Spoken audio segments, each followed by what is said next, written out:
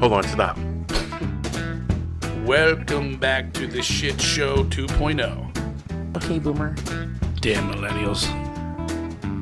Wow.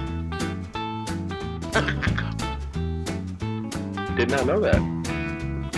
Even flirters who are obviously mentally ill. You want to be my wife? Oh, this is gonna go downhill real quick. What is going on? And welcome to Take on the World. And it has been a frickin' minute, bro. Yeah, dog. Today it is just me, Mike D, and Yeah, it was truly Johnny the Wang Low. Wang Low Johnny. We are fresh back from Colorado, elk hunting. Had a great time, bro. Yeah. Beautiful. I'm gonna throw some pictures up while we're going through here, and we did a little cut out there while we were driving up to our campsite, getting ready to elk hunt.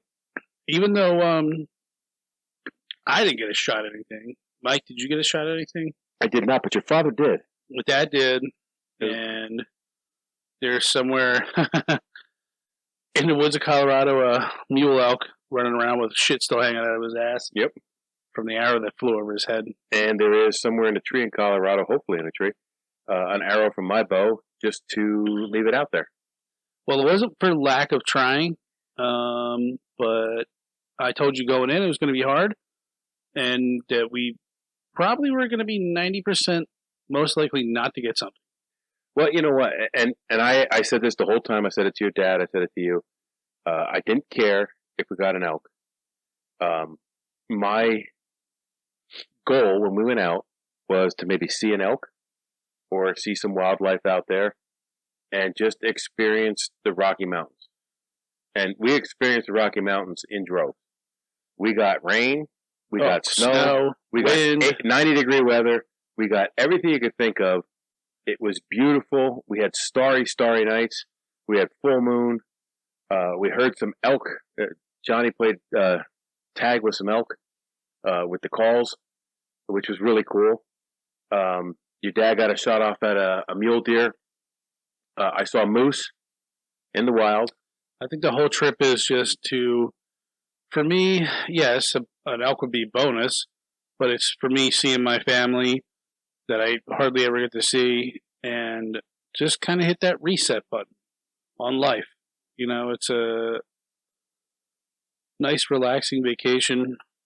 And, well, except for if you rent a fucking car from Enterprise. Well, we part of the Enterprise rent a car. We'll talk about it. We touched on that in the spit we did out there. Yeah, but it all worked out in the end. It did, and they took care of us in the end. But that first night was pretty frustrating. I've never rented with anybody else but Enterprise. And that first night, I said I would never rent from Enterprise again, but they did take care of us. They hooked us up pretty good. I developed a wicked vaping addiction when I was out there, which I had before we went out. Yeah. So Johnny and me now I got our little shit. I never told Deb the story of me when the last day we went. I'll share it with you guys. I won't blow it now, but. When I slid halfway down the hill. Yeah. Several things happened while we were out there that, well, first of all, today's topic. What is today's topic? Today's topic is the Denver airport conspiracies. Yeah, I got a conspiracy. Where the fuck's all the conspiracy shit? Right. Unfortunately, when we went through the airport, the murals that everybody talks about were covered because there's construction. Yeah. Construction. Right. Yeah, construction. There's conspiracy. They didn't want us to see it. They didn't want us to talk about it on Take on the World. And that's what it was. The gargoyles were not in place because there was construction. The only thing we saw was Lucifer. And we only saw Lucifer on our last day. Coming back to the airport. Right. Was it the bus? And we didn't even get a really good look at it. No, we did. Because we were on the bus. If you were in my seat, I could see the eyes glowing. It was the middle of the day. Yeah, I could see. I was looking more towards just seeing it. I didn't really see the eyes glow. Yeah, to be honest. the eyes were. I don't know what the fuck they used for them. I mean, I think LEDs. They're LEDs. Were they? Yeah, we'll get to that because there's a reason for that. But the trip itself, I want to thank John and his dad for inviting me to come along because it was a trip of a lifetime. Don't forget Kat. She had to deal with Kat, us. Yeah, Kat had to deal with my us. Stinky feet. Yeah. And your snoring. And my snoring. And mine. But, to open up your home to people, especially me, who you don't know, that's a special thing. And for your dad to take the time out and take us elk hunting and really a great camping trip, honestly. Yeah. There was ups and downs with the weather, but all in all, we certainly did eat well. Yes, we did. We were gonna well, first off, we were just gonna. Our plans kind of changed. We were gonna go up to this one place where we had to hike in 20,000 miles. I don't know, with backpacks and everything. So not a real good place where you want to be carrying a lot of weight, like cans of beans and shit. And so we had those freeze dried packs. And then when we got out there, I think we all just kind of realized that we're like, yeah, we don't want to hike 6 miles. We're gonna die if we do that. So why don't we just go back to our old spot opened up. Oh no, I've been doing this for I think 6 years, 5-6 years. So the spot that me and my dad would go up to was burned out from the Cameron Peak fire, and they just recently opened it, like 2 weeks before we came out there. So we're like, well, let's give it a shot. And but I'm gonna tell you right now, like, you're lucky that you saw moose there. We did see a couple mule deer off the road, and but just to hear them bugle, and especially what happened that last night, there's guys that live out there their whole lives and never hear a thing. And that would, like, I don't want to say I was frustrated the first week. I'm not gonna lie. I saw the moose the first week. I was getting a little frustrated because I'm like, God damn it, how many more fucking years am I gonna carry this goddamn bow and arrow into the woods? And I try not to think that way, and because I know it's not easy. You're going into their world, and they're smarter than us. Yeah, they know they know that you're there hunting, and I think a lot of hunting elk is a lot of luck. And a lot of hard work. Yeah, it is. It is work. But it's a little bit of both. Like, you got to put in the work and know what you're doing, and there's a little bit of luck behind it. And the lucky part was we talked to one of the game wardens who came out and checked our licenses and whatnot. Oh, did you ever email him? I'm going to email him cool tomorrow. Dude. Yeah. Cool dude. Cool dude. Like, he said, hey, you might have luck if you go over here. And, like he was, like, rooting us on to get an elk. Yeah. And he put us onto a good spot, and that's where John played. A really good spot. He played tag. He played calling tag with elk. What I did was I have a it's called a bugle tube. This one that I had was called the Royal Bugle. And it literally looks like a fucking hose from a pool. Yeah. And it has a rubber band in it. That you can blow into it, and it makes the sound that a bull moose makes, or bull elk makes. And so when you make that initial sound, they'll answer back to you, and you play tag back and forth. And you're just jockeying for wind position and to get in the right spot. And I would say 9 times out of 10. They're a lot faster and more savvy and in better shape, and they will wind you, which means that they will smell you and they will run away. And we learned that the last night we were out hunting, when you could hear when you would make the call, he was close. Yeah, and then he would like get this feeling that something wasn't right, and he would go back up the mountain. Yeah, and he'd be far away the second call. So within like say 2-3 minutes, he probably was maybe a change elevation 400 or 500 feet. Yeah. In a matter of, now that would probably take us a half an hour to do that. Definitely. And, you sit there and feel like you're going to throw up. But no doubt was that fun. I got it. It didn't, as always, the pictures that we take of the mountains, the videos you take of the elk bugling Do no justice. do not, you can barely hear the elk. I have the audio of it, and I just bugled back with this bull for a good half hour. Oh, yeah. At least. And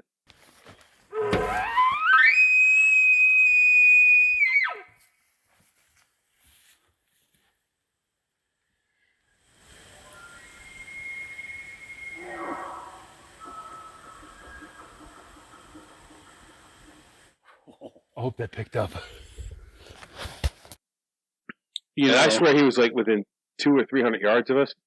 And I think he was closer. he might have been. I went up in the woods and I was letting you call and I was going up to see if I get a shot. I couldn't see anything, but he sounded like right on top Now, of me. what we should have done, it was, and of course, the weather was super warm out there, and I found that where we hunt, the elk don't really care for the hot weather. It's like, No. they're just like us. Like, why would you run around? I don't want to run around in hot But weather. the day after sweat it my ass snowed, off. When the day when after it snowed, they started making noise oh yeah, and moving a lot more and moving a lot more, and a lot lower. and they came down a little bit lower. Because again, you don't want to be up 12,000 feet on the top of a mountain in the pure snow and wind. You have no protection, and it's miserable. Well, elk are kind of like humans. Yeah, they just want to be comfortable. They take the easiest route. They're not dumb, but I think at that point, had it been earlier, what I would have done was had somebody stay at the truck and call like I was doing, and then say, for instance, you would run up that road. That's what I should have done. Up past him, But you're running. you're talking. You're probably going to put in a good 2-3 miles on that. Just just to chase him down. chase him down. But that's what I was telling you. Like, that's literally like some of the philosophy for elk hunting is you hear them and you run after them. Like whitetail hunting is They come to you. they come to you. They're very, very skittish. Not to say elk aren't, but you look at the trees out there. The trees aren't really conducive for putting a tree stand in. No. Especially that one that we had. I don't know what it was. It was the strap was messed up on or something, and As soon as you put weight on it, it fell. as soon as you put weight on it, the strap just loosened up and the thing fell forward. Which I'm so glad that my dad was like halfway up the tree. And he's like, I don't feel comfortable with this anymore. So it's like some kind of like intuition. Yeah. Because we didn't test that strap until we got back. We were going to use the tree stand as an extra seat at the camp. So I strapped it to a tree, nice and low, so you could stand on it and sit. And the minute I put weight on it, it just fell. I'm like, okay, maybe it's just because I'm fat. Right. And then your dad just pressed on it and it fell. Okay, yeah. Your dad's not fat, so No, he's always been small. He's shorter than me, and he's so. God, where did we start? Like, we kind of just broke into like the elk hunting experience, but right, that's what the whole trip was about. The Denver International Airport stuff was. it was a disappointment. It was very disappointing because And you fucking cocksuckers, on the way back, I fucking had a $20 buck knife, which I fucking loved, and some little fucking punk kid with a. Hold on. The kid was nice. He was very nice about it. He was nice. We're still going to call him a punk kid. And then did you hear what I said? I was like, yo, dude, you should keep that knife. It's a really good knife. He's like, oh, fortunately, we're not labeled. Blah, blah, blah, blah, blah. What? Really? Dude, put it in your pocket. Yeah. So anyways, it was in my backpack, my carry-on, and I swear to Christ, I checked that fucking pouch on the front of my pack like 5 times, and I emptied everything out, and it must have just been stuck in. There's a bunch of pockets in the pouch, and of course, this dickhead, not the kid, the guy at the thing, and you said it. You're like, yeah, your bags are holding us up. And they were. Like, I walked over, bags. and I had like a little lunch bag with tamales in it. And then I had my backpack that had my clothes and my medication in it. And a knife. And this knife. and they set them aside, and they were waiting for somebody to check, and I'm like, God damn it. Well, I didn't. I was like, I wasn't worried about it because like, I knew I didn't have anything in there. I'm like, when you fucking seize my tamales, you sons of bitches. And but now there was that fucking knife in there. Which, by the way, I got home. We got home Friday, and Saturday night I ordered another one. And so, joke's on you. So okay, now this is going to be the real story. That's John's story. That's John's version of the truth. The actual real story is this. John and I don't know if anybody knows this because I don't think we've ever mentioned it before. I've gone to Saipan. And on our way back from Saipan, I had a very good SOG knife in my... Which I gave to you? Right, in my shoulder bag. And it made it through Guam Customs. It made it through Saipan Customs. It made it through Japan. You know what I was looking at? It made it through Chicago. I saw the camera screens that they were looking at that had my wallet in there, and you're right. Those RFID wallets are just a black spot. Yeah. So I said, if I put my knife under that, they wouldn't. It was longer than the wallet, but they would have seen like something jutting out the end of it. Yeah, but, that's it.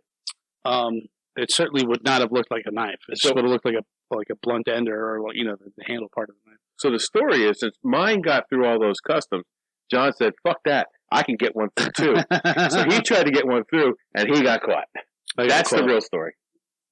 Now, apparently, you can mail if something gets taken from you. You can mail it. You can mail it back to yourself, but it's a flight out is more stressful than when you're going on vacation and you're flying in, because you're all happy when you're flying in. Everybody's your friend, but when you're coming back home, it's like I'm pissed off. I don't want to go back home. Like, everybody annoys me. Like, fuck off. Like, I just want to get this shit done. I want to get back home and have one rest day, And so who the fuck's gonna sit there and be like, you gotta find an envelope, and now I gotta find a stamp. Now I gotta mail that to So, fuck you, TSA. So let's talk about the Denver airport for a few minutes, and we can get back to our experiences in elk hunting. The Denver International Airport is the largest airport in the U.S. See, now that is surprising to me because it's by size, not by the. Yeah, but I felt like the Dallas Fort Worth International, like when we landed, we were going like, you land, they put the things up, you slow down from like 300 miles an hour, or the hell you're going, and then we were just cruising like 40 miles an hour down this runway. It seemed like for like a half an hour. Right. I was like, where the fuck are we going? But what you see at Denver is only half. They're only using half the space they have. Oh, that's right. The other half's that military base on the ground. Hold on. The other half is there to expand the airport. They can actually double the size of that airport, runways, and terminals. So that's the way it was built. It was built to be expandable. So if you look at the whole plot of land that is the Denver International Airport, yeah, there must be a conspiracy there. But you know what? Well, that makes sense. See, because the second thing there is it sits on 53 square miles of mostly unused space. The actual size of the Denver airport, which is built that you can look at as a structure, it's not that big. No, and it looks like a tent city. Yes, and it's a double wall tent too. Yeah, it's weird. So all in all, there are 6 million square feet of public space at Denver International Airport. That's a lot. Which, that was the other thing, one of the conspiracies that they were talking about was the cost of the... Johnny, jump ahead. God, did I do it again? You just did. Sweet. Look what number 4 is. The initial cost was projected to be $1.7 billion, but after completion, and construction is still going on to this day, the final price tag was closer to $4.8 billion.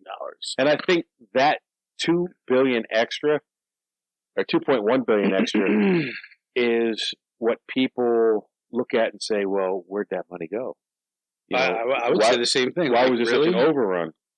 There's really nothing. I think, well, I think we spent like at least $1.5 billion on beer and food. Yeah, probably. At that one bar we were at. Yeah.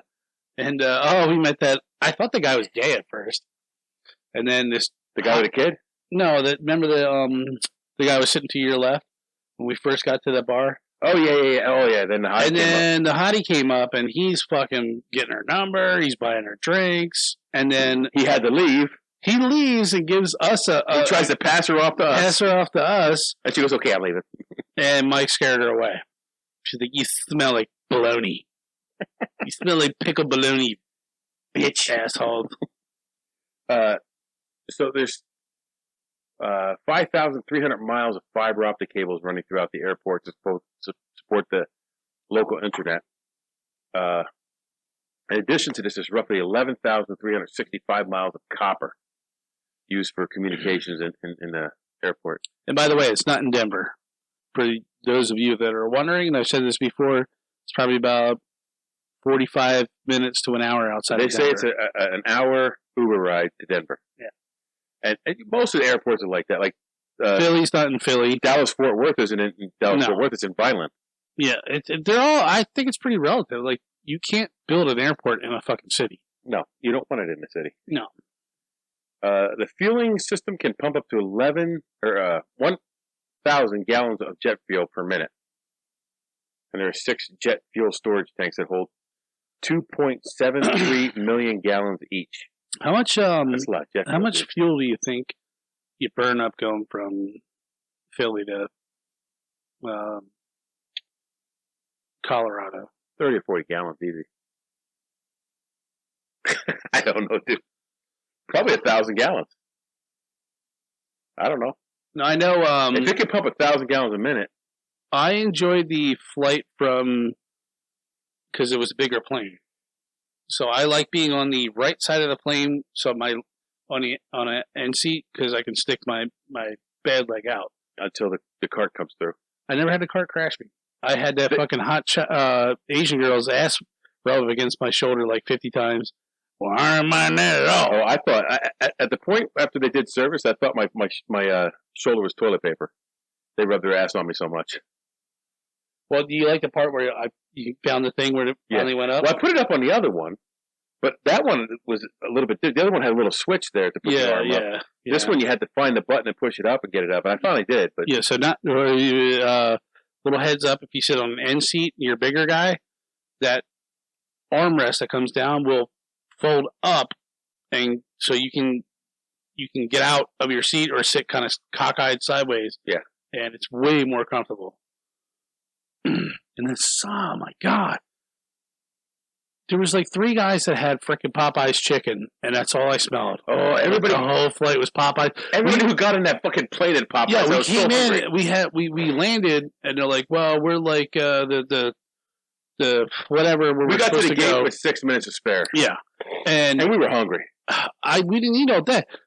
I'm walking. We're coming down an elevator from the skyline, and it's like, oh my god, there's like barbecue, sausage. Popeyes. Then of course we get to Asian noodles. Yeah, we get to our terminal, and there's like 3 dudes like just chowing down on this big box of pop. What happened to McDonald's? I ate. Oh, that's right. I was in the bathroom for like an hour. Yeah. Anyways, sorry, we just came back from a We'll get there, Johnny. Jump ahead. Suck it, bitch. Yeah. But yeah, fly day coming off of vacation sucks. Yeah. I was grumpy. Yeah, I was grumpy. I got kicked off the first Enterprise bus. Because you wouldn't wear your mask. That's not it. Well, she was a bitch. I had a neck gaiter on. And I'm she like, must have been grumpy. And she's like, you can't get on the bus without your mask on. I'm like, well, can I just set my bag? Yeah, he had his hands full of bags. A bow case, bag, like. Can I just set it on and then I pull my neck gaiter up? No, you can set it down out there. And I'm like, well, then I got to fucking pick it up out here again. And she goes, and you can't get on my bus. And I'm like, oops. I was down like 20 feet. I'm like, I hurt. I'm like, oh, crap. I'm like, is he? Are we getting arrested? I'm like, sorry, Mike. And then she starts cussing me out. Like, she's like, don't cuss at me. And she starts calling me motherfucker and this. And I'm like, Well, hold it. Well, the other, I guess there was another bus driver. And she said they deal with a lot of crap all day. Yeah, I was talking to her a little bit because she asked me, "Where are you going?" I said, "I'm going with the big guy." And like right as I said that, you were arguing with her, and I looked at her and I pulled my mask on. I'm like, "Uh-oh." And she's like, "Yeah, we deal with a lot of." I'm like, I understand. It's stressful."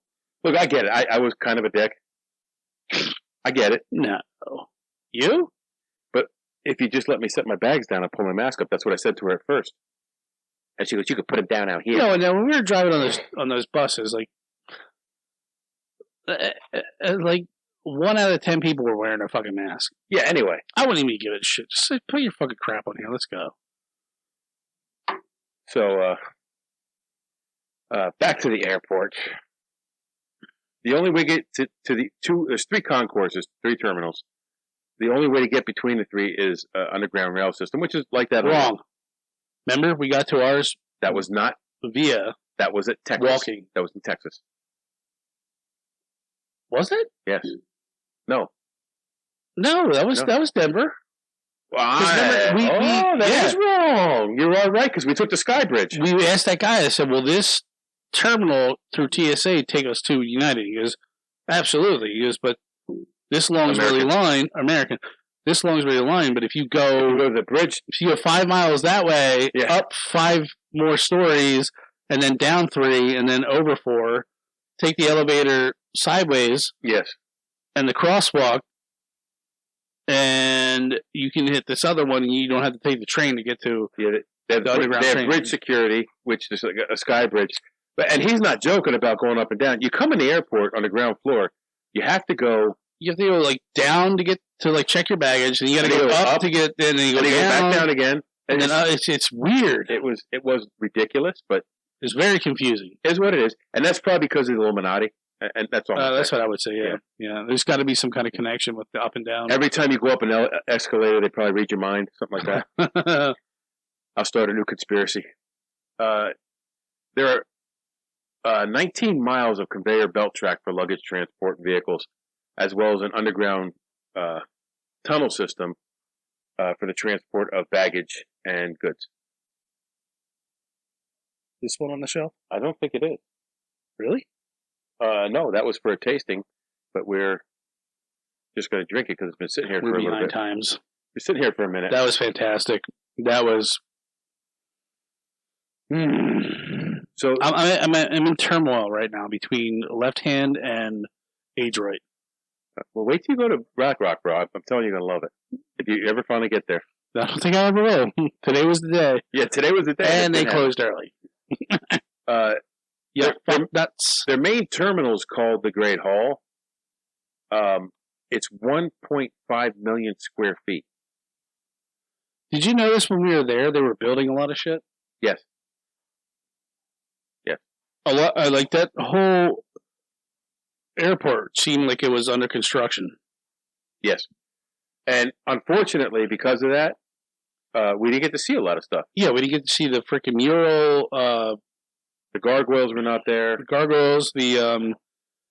I was pissed because I would say pissed, but I was a little disappointed. I was disappointed because I was really looking forward to. I've seen pictures of it, but it's nothing like seeing it. No, it's just like taking a picture of the mountain. I could take up all the pictures of the mountain, and I'm gonna put them up on this while we're talking here. But no picture does the view justice. Not at all. No, it's not like being there, for sure. So the fact that the construction cost doubled is what was supposed to have spawned many of the conspiracy theories.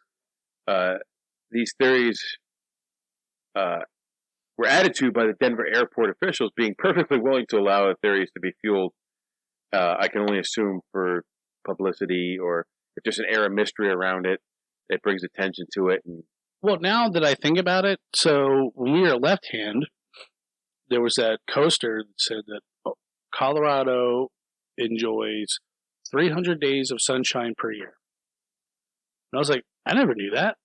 And then talking to my dad and my stepmom, like, yeah, it really doesn't rain a lot. When it rains, but we don't get a whole lot of soaking days. And my dad was like, "Yeah, I kind of missed that. I like soaking rain, and then a couple of days rain." So at the Denver airport, off site, away from the airport, where they're digging all those tunnels and everything, and they're like, "Oh, it's for drainage and this." Really? Like, well, you guys don't get a whole lot of rain, so what do you need all this drainage for? Or are they underground tunnels to jet you To NORAD. to NORAD? Or a NORAD-esque. Yeah. So the airport, if you watch the stuff on YouTube, the airport they kind of revel in the conspiracy theories because it brings attention to the airport. And they kind of poke fun at it a little bit. And But I'm just going to interject real quick. The airport looks cheapish, not flimsy, but like the tents. it's a fucking tent. Yeah. It's cheap looking. It is. Did you see a con tower anywhere? Yeah. All I saw was the white tents.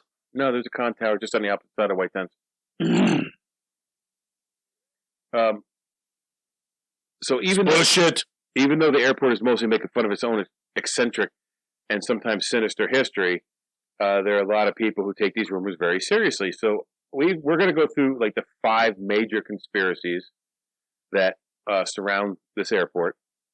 We'll take them on one at a time, and I've looked into them all, and you know that I'm not a big conspiracy guy.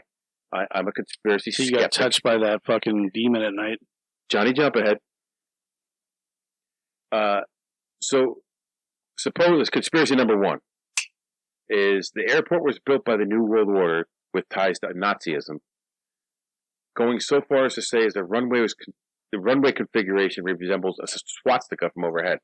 And I'm going to put a picture up of this because I have looked at an aerial picture of this, and frankly, the only way you could see a swastika,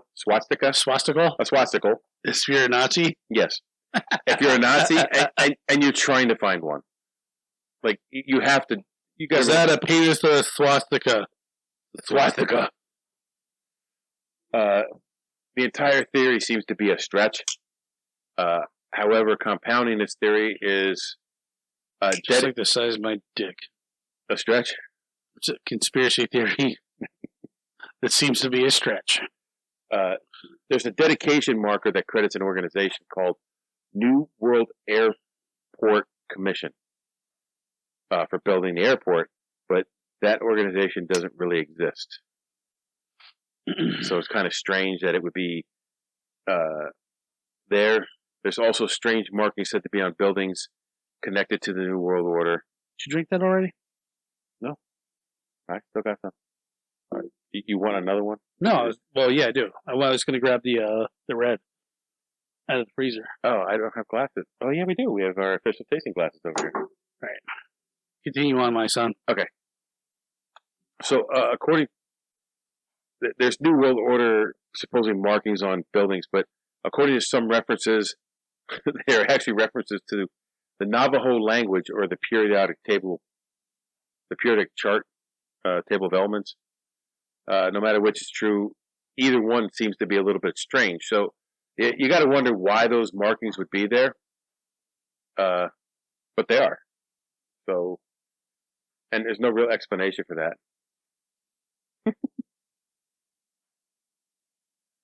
So, what say you on the New World Order Nazi conspiracy, John? I think it's bullshit. I don't see any Nazi reference there at all. And in fact, I've never heard that there was a Nazi angle to this whole thing. I just take on the world official beer tasting glass. I just heard it was just the underground base. Aside from the airport. Johnny Jump Ahead. Well, you asked me what the angle was. I said the angle for this one, not for all the other ones. I don't believe in the Nazi thing. I don't see it. Okay. Now we'll move on. Other than that weird, like, I don't even say it's Nazi. It was that weird, the mural? The mural with the, a Nazi-like soldier on it? To me, it's more like a communist soldier. Yes, but in the Well, we're going to get to that because that's another one. Yeah. The murals and stuff. So conspiracy number 2 is Blue Mustang or Lucifer. You want to do that one? Yeah, sure. And then we saw this. I've seen it many times. It's a 32-foot. It's fiberglass. Yes. I thought it was metal. Okay. It's a 32-foot fiberglass statue that, during its construction, 2 years before it was complete, killed its artist, Luis Jimenez, after a piece of the sculpture fell and severed an artery in his leg. Oh, I thought it just squished him. No, it severed an artery and the thing bled out. Wow, that's horrible. The sculpture was then completed by his children. Some believe it is a nod to the 4 horsemen of the apocalypse. I've heard that before. You look at the statue; it's kind of creepy. Wait, I get it. It's like a Bronco, Denver Broncos. It's very creepy because it's veiny. It's anatomically correct. Does it have a big penis? It's got a big veiny penis. I haven't seen the big veiny penis on this. I didn't know that. You get all excited, man. Someone mentions a big veiny penis and you get a big smile on your face, bro. His nostrils are definitely flared. And when we drove by it, it was the middle of the day. It was like 85 degrees. Like everything's dry and brown.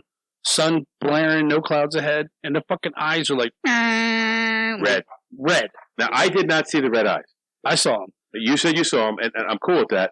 I couldn't really see them from where I was sitting. No, if you were sitting where I was and I wanted to switch seats with you, but it was like a little blip. Like I saw it for maybe like 5 seconds. Right. We didn't see it very long, but I've seen it before. I've seen it at night. I've seen it during the day. I'm actually glad I got to see it because, you know what? It is a creepy welcome to that airport. Yeah. It has raised eyebrows. Oh, it has raised the eyebrows of many conspiracy theorists, of course. The official stance of the Denver International Airport is that the Blue Mustang is the gateway to the West. I don't know. I don't. So now, something about the red eyes, and we talked about this when we were with your dad. Now they're made of LEDs now, but the artist Luis Jimenez, his father was a neon sign artist, and why couldn't he just make a fucking neon sign and say "Welcome to Denver"? I don't know. The eyes were a nod to his father's profession and his craft, so that's why he used the red neon. He also stated that the red eyes, according to the artist, was in honor of the wild spirit of the West. Why couldn't the statue just be like a Mexican dude, like bleeding out? Like the neon sign was the blood squirting out of his leg. Yeah, welcome to Denver. That'd be much more comforting when you go to fly out. So what the fuck is that? I've read a lot of comments on articles that were written about Lucifer, and a lot of people are like, "Why?" I'm nervous about flying to begin with. Why the fuck would I want to see that when I pull into an airport? I think now, correct me if I'm wrong. You're wrong. Did my dad say that there's a lot of they want to take the statue down? There's a lot of people who want it down. The airport has no intention of removing that statue. It draws too much attention to them. There were people who would fly to Denver just to see it. One of the things I wanted to see when I flew to Denver was Lucifer. So imagine someone like me who's interested in shit like that. If I had an extra $300 and I'm like, I'm going to fly someplace. I'm just going to fly to Denver just to see that fucking statue. Yeah. Well, I mean, it is Denver. It is Colorado. And there's a lot of wooks out there. Yeah. And we learned a new word. Yeah, new word, wook. It's basically a crusty hippie. Communist crusty hippie with thinks that you should tear down every statue because it offends him. Anyways, go ahead, Mike. I actually met a wook while we were out there. Sidebar. Really? Where? I told you when I went to the coffee place. The first day I went to the coffee place, Ziggy's. Yeah. A wook walked in, and I guess he pre-ordered his coffee. And the lady said, I guess it was the only pre-order it had at the time. He says, I'm here to pick a pre-order up.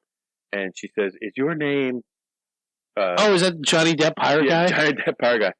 Is your name so and so? And he goes, "It is, and thank you for asking." Like, shut the fuck up. Yes, that's my name, jackass. And he looked like Johnny Depp without the hat from Pirates of the Caribbean. Was he wearing pirate boots? He was dirty, but his clothes were crisp and clean. Like, that makes sense. Yeah.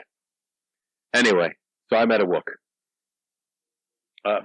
The third conspiracy is one of my favorites. Apparently, there's a lot of unmarked buildings, and there's an extensive underground area on the airport property. Like, there are lots of tunnels. That's good. And some theories had said that it's being used as the headquarters for the Illuminati. So, when we landed in Denver, I did my Facebook check-in to the Illuminati headquarters, which got some chuckles on Facebook. So, it's supposed to be the headquarters of the Illuminati and the Freemasons.